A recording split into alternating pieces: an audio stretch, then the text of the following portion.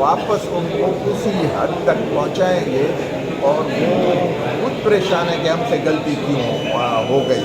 اور یہ اچھا ہوا عمران خان کا ایگزامپل انہوں نے بنایا، آئندہ کوئی کسی اور غلطی میں نہیں انوالو ہوں گے. سر جب سیاسی جماعتوں کے اوپر برے حالات ہوتے ہیں تو کافی پارٹنر جو ہوتے ہیں چھوڑ جاتے ہیں، جیسے بھی اطلاعات ہیں شاہ محمود. اب یہ ہوگا، میں آپ کو بتا رہا ہوں کہ ایسے حالات کو دیکھ کر کے عمران خان کا اسٹیپ جس طرح سے جا رہا ہے ملک کے خلاف، یا جس طرح سے اسٹیٹمنٹ آ رہی ہے، اس کو دیکھ کر کے بہت سے لوگ آہستہ آہستہ دوریاں اختیار کریں گے.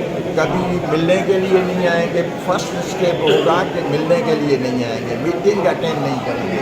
سیکنڈ اسٹیپ آئے گا علیحدگی اختیار کریں گے. تھرڈ اسٹیپ آئے گا کہ خدا حافظ اب دوسری پارٹی میں چلے جائیں گے. اب ہمیں بھی اطلاعات آ رہی ہیں کہ بہت سے لوگ ہمارے پارٹی میں آ رہے ہیں. تو آپ لوگ قبول کریں گے سر؟ کیونکہ سیاست ہے، قبول کرنا پڑتا ہے، ٹھیک ہے سر، اس کے بغیر کام نہیں چلتا. Thank you sir, thank you.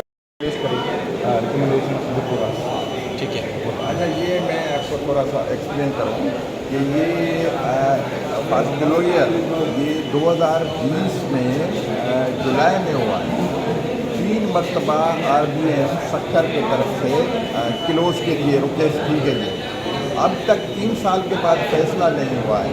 یہی جج صاحب نے کہا کہ مجھے اب فیصلہ کر کے 2 تاریخ تک دے دے، ورنہ چیئرمین بھی آ جائے اور مجھے جو بھی فیصلہ کر دیں جو آپ کی ریکمنڈیشن ہے فار کلوئر، اس کے بعد ڈیلے کیوں کیا جا رہا ہے. کون سے اس سلسلے میں احکامات دیے، ورنہ انہوں نے کہا کہ ہم ایکشن اٹھائیں. سر آپ کا کیس بھی تقریباً 3 سال سے لٹکا ہوا، ملک کے حالات بھی کافی 3 سال سے کلوئر کے لیے جی لٹکا ہوا ہے، تو ملک کے حالات بھی کافی لٹکے ہوئے ہیں. سیاست